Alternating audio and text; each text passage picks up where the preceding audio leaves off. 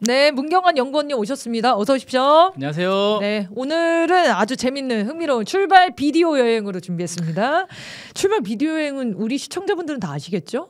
요즘 세대는 아무도 모를 텐데. 지금도 하는 프로그램 지금도 아닌가요? 하고 있습니까? 그럴걸요? 요즘 TV를 잘 안 보니까 알 수가 없는데 오늘은 두 편의 영화를 소개해 주신다고 합니다. 제가 다행히도 이 두 편 영화를 다 보고 왔습니다. 자, 일단 어떤 영화인가요? 네, 하우스 오브 다이너마이트라고 10월 달에 개봉을 해서 지금 넷플릭스에서 상영을 하고 있습니다. 순위권이 상당히 높아요. 네. 5위, 6위 하더라고요. 네네. 그래서 이거는 지금 넷플릭스에 가입하신 분들은 바로 볼 수가 있고요. 그다음에 또 한편은 작년에 개봉한 영화인데 시빌 워라고 해서 시빌 워 하면은 보통 이제 그 마블 영화 많이 네. 떠올리시는데 그거랑은 그냥 제목만 같아요. 그래서 이제 국내에서는 부제로 분열의 시대라는 부제를 붙여가지고 이제 개봉을 했는데 이게 공교롭게도 12월 그 31일인가에 개봉을 했어요. 그러니까 그 이제 내란 터진 이후에 네. 개봉을 해가지고 약간 그것과 내용이 또 이렇게 연결되는 것도 있거든요. 그래서 좀 화제를 모은 그런 이제 작품입니다. 둘 다 미국 영화고요. 다 최근작이네요. 다 네네. 2년 안에 나온 작품들인데 일단 출발 비디오 여행처럼 저희 예고편을 준비했으니까 하우스 오브 다이너마이트 이 예고편 영상 먼저 보시겠습니다. Home. Everyone you love, everyone you know, everyone you ever heard of lived out their lives on a mote of dust, suspended in a sunbeam. Think of the rivers of blood spilled by all those generals and emperors, so that in glory and triumph they could become the momentary masters of a fraction of a dot. In our obscurity, there is no hint that help will come from elsewhere to save us from ourselves. The earth is where we make our stand. It underscores our responsibility to preserve and cherish the only home we've ever known.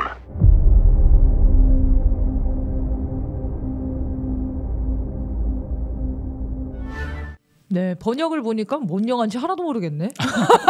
저도 번역이 너무 엉망으로 돼 있는 거 아니에요? 네, 예고편은 지금 방금 처음 봤는데 저게 한글 공식 그 번역된 예고편이 없더라고요. 공식으로는 다 영어로만 다 돼 있어서 혹시 누군가 이제 수고해 주신 영상을 가져왔는데 수고해 주신 것에 비해서 이해가 잘 되진 않았습니다. 그래서 일단 줄거리를 간단히 요약을 해보겠습니다. 네, 줄거리는 미국을 향해서 대륙간 탄도 미사일이 날아오는데 이 미국 지휘부가 혼비백산한다는 그런 줄거리입니다. 네, 그래서 영화를 재밌게 잘 만들었어요. 한번 보실 필요는 있을 것 같고 이게 제목이 아주 인상 깊어요. 무슨 뜻인가요?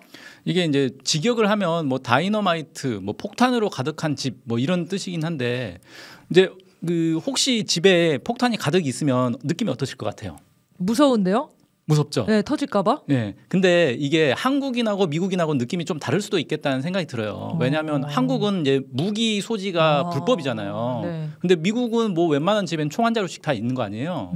그러니까 폭탄이 있으면 오히려 든든할 수도 있겠다라는 생각이 들더라고요. 총을 많이 막 갖고 있는 것 같은 느낌으로. 네, 그렇죠. 네. 그래서 미국이 이제 총기가 자유이고 그래서 집집마다 이제 총이 있는 이유는 이웃이 언제 나를 공격할지 모른다라는 그런 두려움이 있는 거잖아요. 그래서 자기 몸은 자기가 지킨다라는 게 미국의 기본 정신이란 말이에요. 그러면 폭탄이 있으면 누가 나를 함부로 공격하지 못할 거야라는 이 안심을 할 수 있겠죠. 이런 의미에서 이제 폭탄이 가득한 집이라는 뜻도 되는데 이게 이제 자칫하면 아까 말씀하신 것처럼 여기 잘못 불이 붙어버리면 내가 먼저 날아가는 거잖아요. 네. 그래서 상당히 불안한 집이다. 이거 언제 폭발할지 모르는 그런 불안한 집이다. 이런 의미까지 담고 있는 중의적인 의미를 담고 있지 않는가라고 저는 개인적으로 생각합니다. 네. 그래서 이 제목이 영화 마지막 장면에 이제 나오게 되거든요. 이제 스포니까 얘기 안 할게요. 자, 그리고 그래서 미국 대통령이 나와요. 대통령이 나오는데 거기서 똑같은 이야기를 합니다. 막 불안하다. 이게 핵무기로 안전할 줄 알았는데 이제 불안하다. 이런 식으로 얘기를 하는데 이게 현재 지금 미국의 상황이랑 똑같은 상황인 거예요. 그래서 굉장히 공감이 되더라고요. 무슨 말인지. 설명 좀 해주시죠. 네. 그래서 사실 이 영화를 추천하는 이유도 미국이 지금 실제 어떤 상황에 처해 있고 미국의 지휘부들이 무슨 고민과 어떤 감정을 가지고 있을까를 이 영화를 보면 잘 알 수가 있거든요. 그래서 이제 이 영화를 좀 추천을 드리는 건데 일단 이 미국 대통령이 한 얘기는 뭐냐면 아니 미국이 지금 핵무기가 엄청 많아가지고 나는 그것 때문에 아무도 미국을 못 건드릴 줄 알았다. 그런데 막상 미국을 향해서 미사일이 날아오니까 이 핵무기를 도대체 어떻게 써야 될지 나는 도저히 모르겠다라는 거예요. 너무 막막하다라는 거죠. 그래서 막 옆에 있는 막 소령한테 막 뭐라고 해요. 네. 왜 맨날 그거 책자만 들고 다니면서 맨날 머릿속에 굴려봤겠지만 나는 처음 당하는 건데 설명을 제대로 해줘라. 어디다가 핵무기를 쏘라는 거냐. 막 당황해가지고 난리가 나거든요. 근데 책이 이렇게 두꺼운데 그걸 10몇 분 안에 지금 빨리 결정해야 돼. 이걸 어떻게 설명하라는 거예요 도대체. 얼마나 다급한지 몰라요. 너무 난 심정이 공감이 되던데요. 네, 맞습니다. 근데 이 이론이 사실 원래 있는 이론이에요. 그러니까 냉전 시기에 있었던 상호 확증 파괴 이론이라고 해서 뭐 영어 약자로 해서는 MAD 그래서 읽으면 이제 매드 미쳤다 뭐 그런 거잖아요. 그래서 이게 왜 미국이 지금 핵무기를 이렇게 많이 만들었는가를 사실 설명할 수 있는 이론이거든요. 이게 뭐냐면은 맨 처음에 인류 역사에서 처음으로 핵무기를 만든 나라가 미국이에요. 그래서 미국이 핵무기를 이제 일본에 떨어뜨렸죠. 그러고 나니까 전 세계가 엄청나게 이제 충격을 받았을 거 아니에요. 네. 세상에 저렇게 강력한 무기가 있다니라고 하면서 저걸 미국만 가지고 있으면 미국이 전 세계를 지배하겠네. 그럼 나도 만들어야겠네라고 누구나 생각할 거 아니에요. 네. 그렇게 해서 사실 뭐 영국, 프랑스 그때 당시엔 소련, 그다음에 중국 이런 나라들이 너도 나도 핵무기를 만들기 시작한 거예요. 그렇게 해서 이제 소련이 이제 두 번째로 핵무기를 딱 만들었죠. 그러고 나서 보니까 이제 냉전이 시작돼가지고 미국과 소련이 서로 이제 막 군비 경쟁하고 대립을 하는데 이 핵무기라는 게 매우 특이한 게 다른 무기하고는 달리 파괴력이 너무 강하기 때문에 내가 핵무기로 상대방을 공격해도 상대방이 괴멸되지만 상대방이 나를 공격해도 나도 괴멸되는 문제가 있는 거예요. 그러니까 어떻게 되느냐? 핵무기를 가진 나라끼리는 서로 공격을 못한다라는 암묵적 합의가 돼버리는 거죠. 네. 왜냐하면 내가 공격해도 내가 상대방을 완전히 전멸시키지 못하는 이상 한 방은 맞게 돼 있으니까. 그렇죠. 네. 한 방이라도 맞으면 이게 끝장나 버린다는 거예요. 네. 그냥 일반적인 무기는 한두 방 맞는다고 나라가 막 무너지거나 그러진 않잖아요. 근데 이건 핵무기는 딱 단 한 발만 남겨놔도 이게 나한테 날아오면 끝장나 버리는 거기 때문에 이게 함부로 전쟁을 할 수가 없게 되는 거고 그래서 핵무기를 가진 나라끼리는 서로 공격을 못할 거고 이게 보니까 핵무기가 많으면 이게 공격을 할 수도 있겠다는 생각이 드는 거예요. 왜냐하면 미국이나 소련 같은 나라는 땅덩어리가 너무 넓잖아요. 그러니까 핵무기 한두 개로는 나라가 무너지진 않아요. 그러니까 내가 저쪽에 핵무기 10발 쐈는데 저쪽에서 핵무기 100발을 쏴. 그럼 난 1000발을 쏴. 네. 그러면 마지막에 더 많이 쏜 쪽이 결국 이기는 거 아니냐. 그렇게 해서 그냥 핵무기를 무제한으로 계속 늘려버린 거예요. 개수를. 네. 그렇게 하면서 지금 미국과 소련이 지금 러시아죠. 미국과 러시아가 각각 핵무기를 수천 발을 만들게 된 거예요. 다른 나라들은 지금 1000발 이상 가지고 있는 나라가 없거든요. 대부분 몇백 개 수준에서 만들고 더 이상 안 만들어요. 왜냐하면 이거 만들고 보관하는 것도 돈이 많이 들거든요. 근데 이제 미국과 소련은 그냥 일단 무제한 경쟁을 해버린 거죠. 양으로. 자, 그런데 이 상호 확정 파괴 이론이 그냥 생각을 하면 이론상으로는 되게 좋아 보이는데 문제는 뭐냐면은 이게 내가 만약 핵 공격을 받아 그럼 나 핵보복 할 거야 라고 해서 상대방이 위협을 받으면 효과가 있는데 만약에 위협을 안 받으면 그러니까 겁을 안 먹으면 어떻게 할 거냐 이 문제가 하나 있고요. 그다음에 이 영화에서 이제 딱 드러나는 건데 적을 모르면 보복을 할 수가 없잖아요. 누가 나를 공격했는지를 모르고 누가 쐈는지를 몰라요. 네. 영화에서는 네, 이 어디서 출발을 하는데 그 처음 포착을 못했어요. 근데 네. 그게 최근에 비일비재하는 일이거든요. 그렇죠. 지금 네. 국방부도 미국 정보망도 일본도 북한에서 쏜 미사일이 어디서 출발했는지를 지금 파악을 못하고 있는데 그게 영화의 그 장면 그대로 나옵니다. 동해에서 됐다고 하는데 중간부터 포착을 해요. 그래서 네. 누가 쏜는지를 몰라. 중국인지 러시아인지 북한인지 막 서로 막 계속 의심해요. 네, 이런 게 이제 영화에 나옵니다. 그렇죠. 그리고 사실 포착을 했어도 모를 판이에요. 왜냐하면 바다 한가운데서 그냥 발사됐으니 러시아나 중국 잠수함이 동해에 가서 쐈을 수도 있는 거잖아요. 그렇지, 땅도 아닌데. 네. 그럼 이게 잠수함에서 쏘는 미사일은 사실 아무도 모르는 게 되는 거죠. 그래서 이제 거기 영화에서는 중국, 러시아인지 북한인지 서로 막 주장을 해요. 러시아인 것 같다, 북한인 것 같다, 아닌 것 같다. 그럼 어떡하냐, 보복을 해야 되냐 말아야 되냐 막 전화 막 돌립니다. 그런 장면들이 나오고, 네, 그래서 어쨌든 겁을 먹지 않으면은 이 핵무기는 무용지물이 돼버리는 거죠. 그렇죠. 네. 그래서 영화에서 러시아 외무부 장관이랑 그 한라인인가요? 연결해서 바로 통화를 하거든요. 막 러시아도 니네 지금 러시아 핵잠수함 지금 어디 간 거야? 나 무서워. 어딘지 알려줘. 미국에서 막 전화를 해요. 그거 알려주면 우리 보복 안 하겠다고. 근데 일단 러시아는 내가 쏜 것도 아니고 우리 핵잠수함 어디 갔는지를 왜 노출하냐고. 그럼 니네가 또 쓸어버리면 어떡하냐 하면서 다 엄청 긴장된 상태가 유지가 되거든요. 그래서 이 핵잠수함을 놓쳤다라는 게 어떤 의미인지 요거를 좀 설명을 해주십시오. 네, 이제 미사일이 발사된 뒤에 그 이제 백악관 그 안보 관련된 사람들이 이제 막 모여가지고 이제 난리가 났을 거 아니에요. 네. 그러면서 각국의 동향들을 막 얘기를 합니다. 그래서 네. 중국은 최근에 이런 일이 있었는데 이래서 수상하다. 맞아. 잠수함 만든다고 네. 했고 막 이런 얘기하고. 네. 러시아는 최근에 이런 훈련을 했는데 이래서 러시아가 쏜 것 같다. 뭐 진짜 이런 머리 식으로 이제 아프겠더라고. 이런 식으로 막 추적을 하는 거예요. 근데 그 사이에 갑자기 러시아 핵잠수함이 갑자기 추적에서 이제 사라졌습니다. 이렇게 보고가 들어오는 거예요. 이게 네. 이제 무슨 얘기냐면은 미국이나 러시아, 중국 그리고 이제 그 전략 핵잠수함을 운영하는 나라가 더 있어요. 영국, 프랑스, 인도 이런 나라들이 있는데 이 나라들의 전략 핵잠수함은 바다 밑에서 몇 개월씩 그냥 숨어서 다니는 거거든요.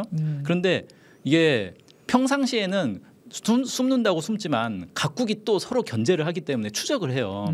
그러니까 지금 어떤 상황이었냐면 미국 근해에서 러시아 핵잠수함이 작전을 하고 있었는데 그거를 미국이 추적을 하고 있었다는 거예요. 근데 한참 추적하고 있는데 갑자기 뿅 사라져 버린 거예요. 네. 놓친 거죠. 네. 그러니까 뭔가 이제 러시아도 낌새를 채고 핵잠수함이 기동을 이제 다른 기동을 해버린 거죠. 평상시처럼 다니지 않고. 자, 이렇게 되면 뭐냐면은 만약에 이제 미국에서 러시아가 우리를 쏜 것 같으니까 러시아에 보복을 합시다라고 해서 러시아에 막 핵폭탄을 떨어뜨리고 막 이런다고 해봅시다. 그래서 러시아가 막 괴멸이 됐어요.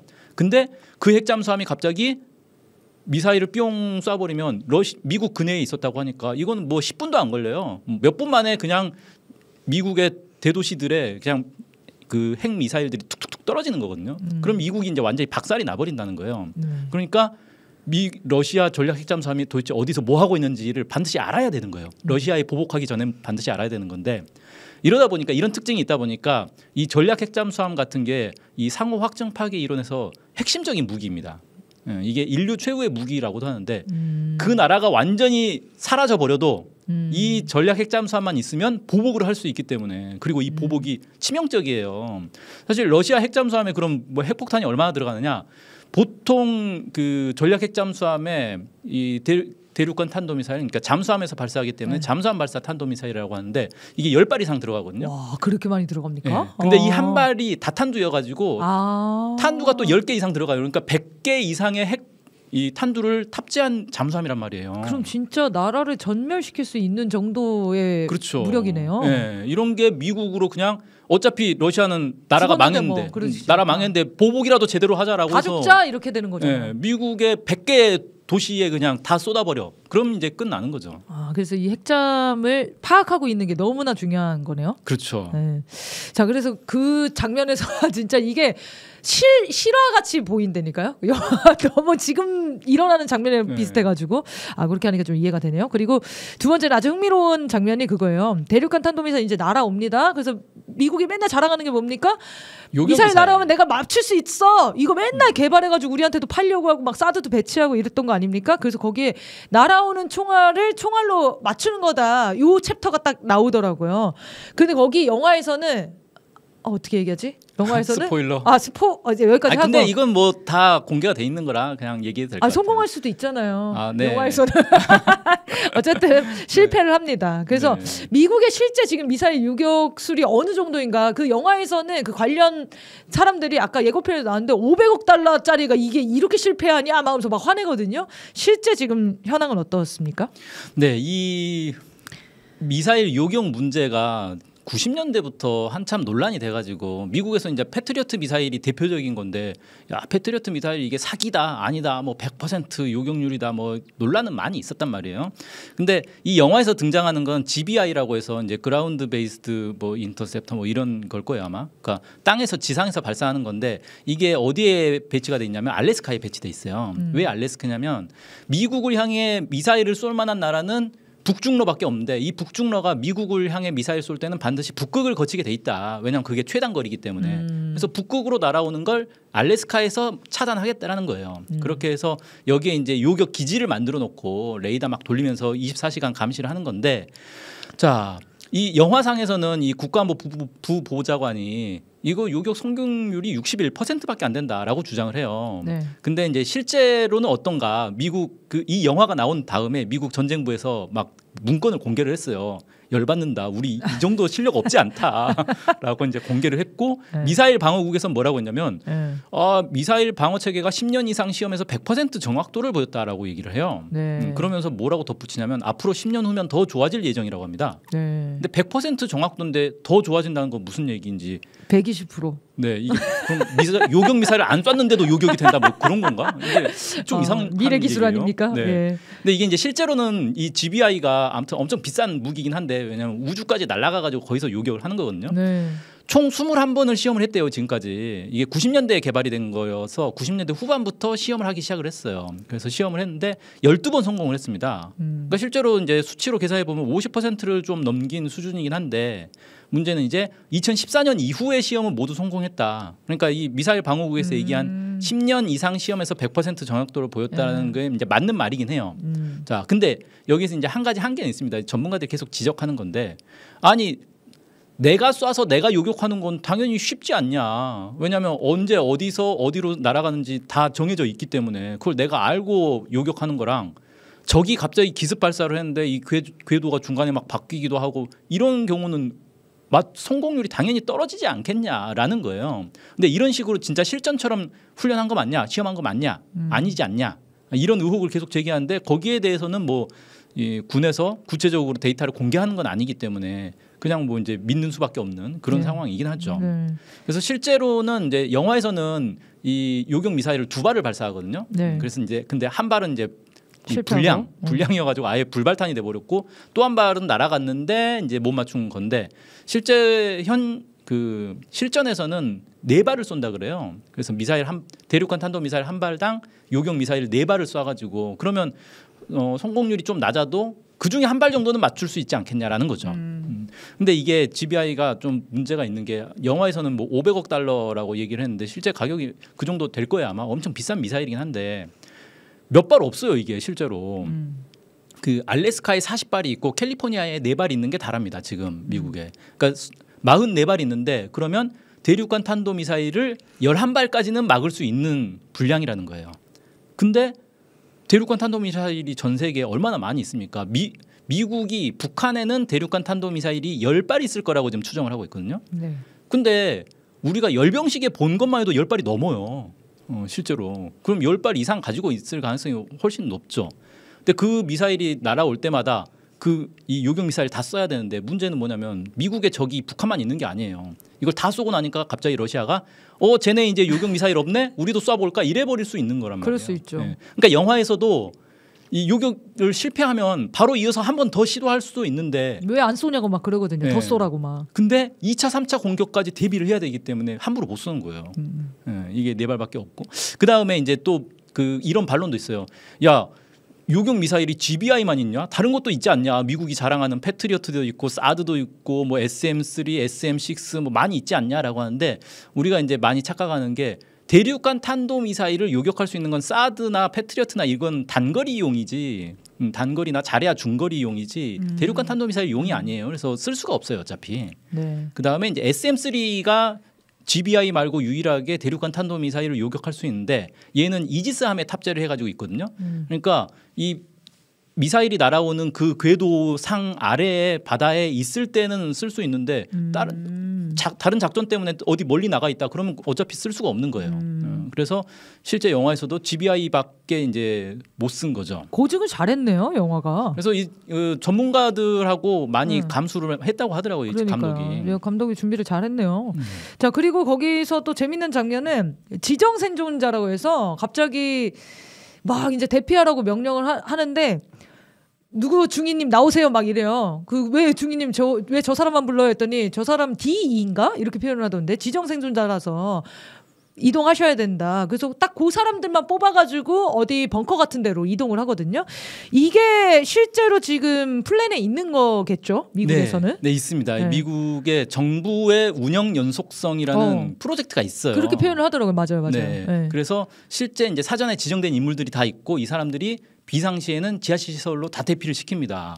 근데 이거를 언제 만들었냐면 드와이트 아이젠하워 대통령 시절에 그러니까 이건 완전히 50년대 한국 전쟁 얘기 아니에요? 네. 그러니까 이때부터 이미 미국은 핵 전쟁이 날 수 있다라는 거에 대해서 대비를 한 거예요. 그래서 핵 전쟁이 나면 어떡하지? 정부는 계속 유지가 돼야 되는데 예를 들어서 백악관에 핵미사일이 떨어지면 다 죽는데 그래서 야 그러면 몇 명은 밖에 있고 몇 명은 대피를 해놓자라고 한 거예요. 네. 그래서 실제로 콜로라도에 샤이엔 산이 있고 버지니아의 웨더 산, 메릴랜드의 레이븐록 산 이런 세 군데에 실제 지하 시설이 있어요. 그리고 그 다음에 이제 그 워싱턴에 벙커 지하 벙커가 있는데 여기 이렇게 정부 요인들이 다 들어가게 돼 있습니다. 네. 그래서 실제로 이게 가동된 적이 있냐? 있어요. 2001년 9.11 테러 때 이게 가동이 됐다고 합니다.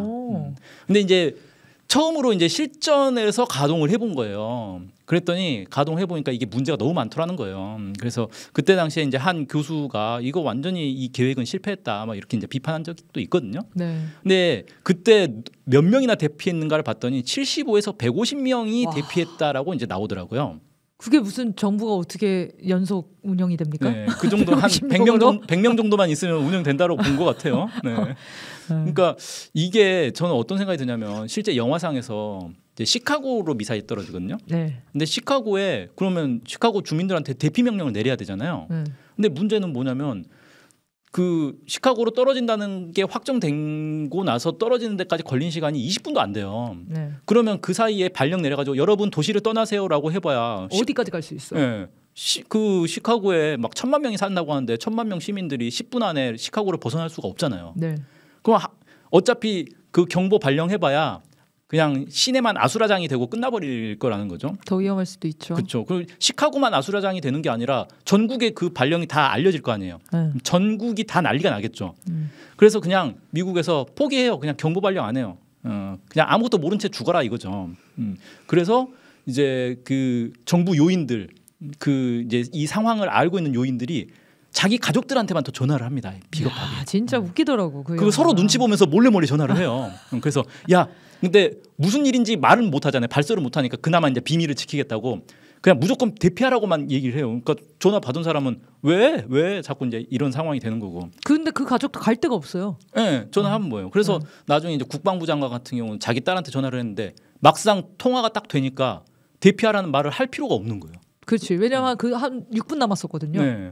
대피하라는 말 하면 뭐예요? 그냥 차라리 아무것도 모른 채 죽으면은 그게 차라리 낫다. 괜히 겁먹어서 6분 동안 막 당황하지 말고 그게 다 자포자기하는 상황으로 가죠. 그런 상황이 되는데 저는 이 미국과 북한의 가장 큰 차이점이 뭐냐면은 북한은 수십 년간 핵 전쟁에 대비해서 지하 대피 시설을 다 갖춰놨어요. 그래서 전 국민이 다 들어갈 수 있게 만들어놨습니다.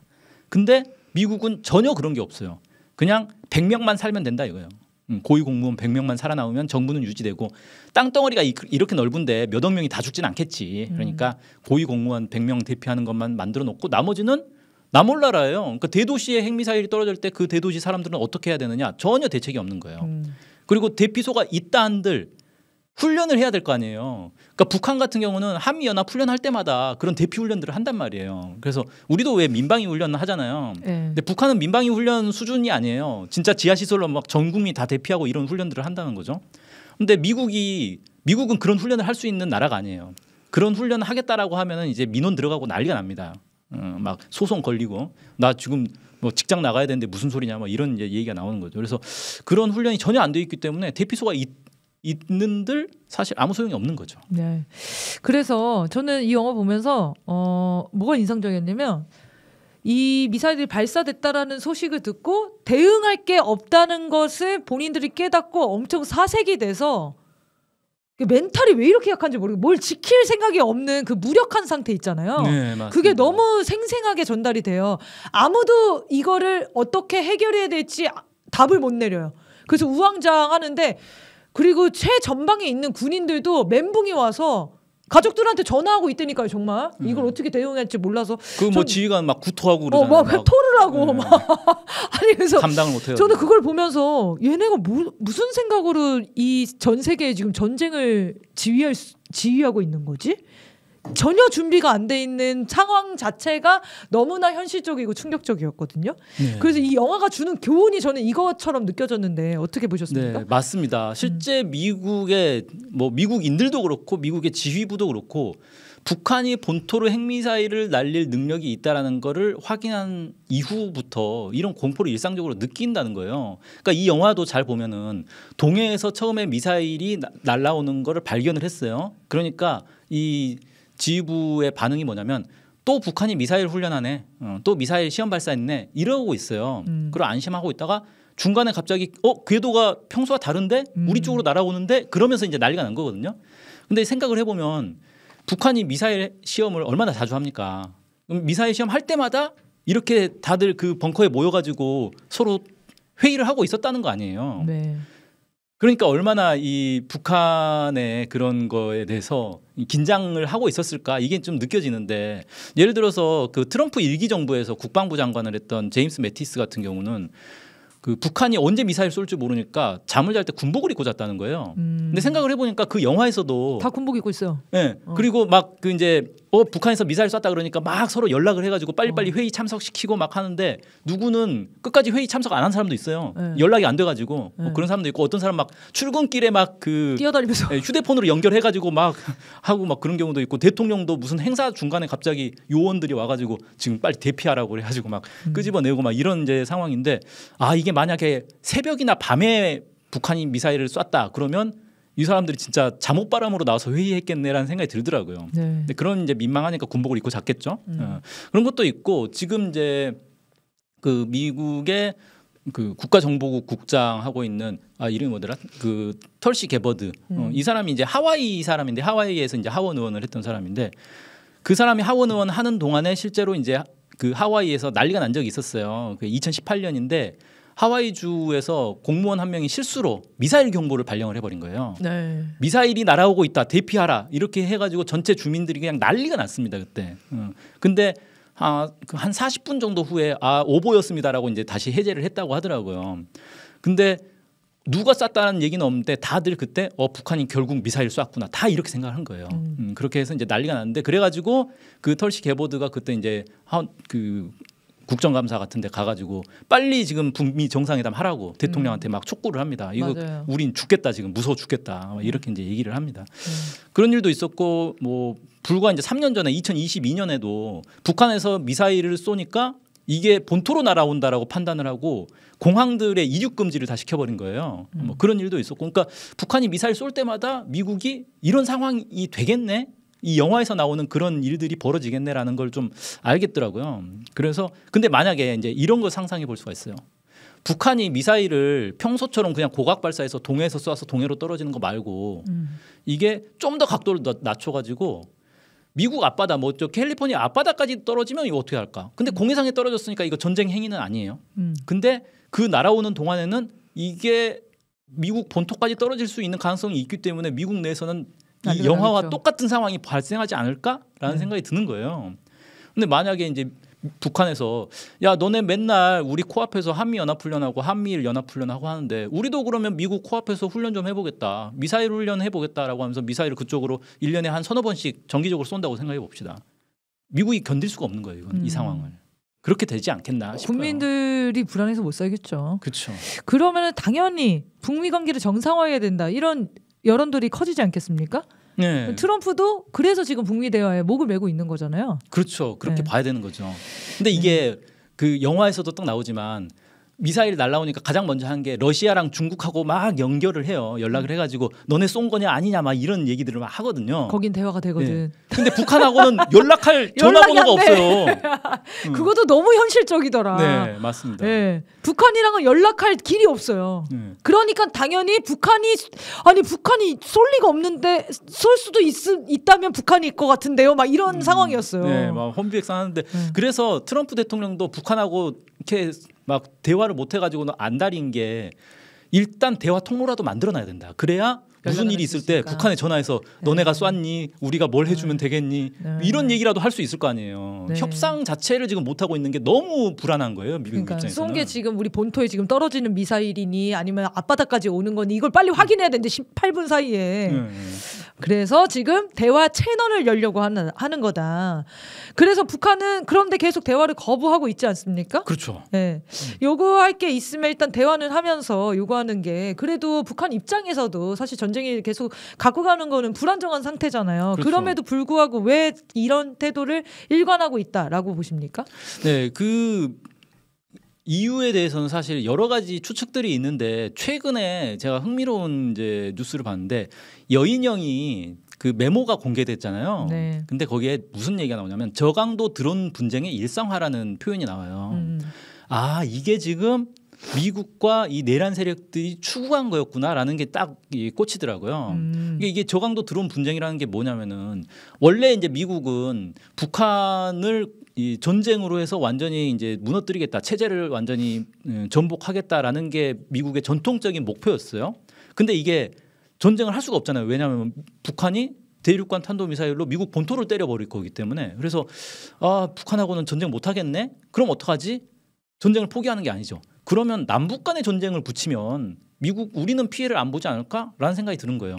근데 이제 문제는 뭐냐면 남북 간의 전쟁을 한다고 해서 미국이 피할 수가 없는 게 주한미군이 있어요. 전쟁하다 보면 주한미군의 불똥이 당연히 튈 거 아니에요. 그러니까 주한미군이 있는 상태에서는 대리전도 못 하겠다는 거예요. 그래서 한때 미국 내에서 주한미군 철수한다 그런 얘기까지 나왔었거든요. 이게 뭐냐면 괜히 남북 간에 전쟁하는데 주한미군 옆에 있다가 불똥 튀지 말고 미리 빼자. 이런 이제 얘기도 있었는데 이것도 쉽지는 않아요. 사실 주한미군 철수라는 게 미국 입장에서 지금 주한미군 철수해버리면 미국이 결국 동북아에서 패퇴하고 물러나는 거네 라고 전 세계에 도장을 찍어주는 거기 때문에 그것도 못하겠다는 거예요. 그러면 남북이 대리전을 하되 주한미군엔 불똥이 안 튈 수 있는 게 뭐가 있을까 생각해 보니까 저강도 드론 분쟁 정도는 할 수 있겠네라는 거예요. 그래서 남북이 그냥 군사 분계선 쪽에서 그냥 드론 서로 날려가지고 격추하고 이 정도만 해도 긴장은 계속 유지되는데 미국한테는 불똥이 안 튀고 아주 좋은 상황 아니냐. 근데 여기도 이제 한 가지 문제가 있어요. 작년에도 확인이 됐지만 그 한국군이 드론을 날린다고 해서 북한이 그걸 한국군 소행으로 안 본다는 거예요. 이건 미국이 시킨 거 아니냐라고 바로 미국을 공격을 해버리거든요. 그러니까 그래서 한라인이 필요한 거예요.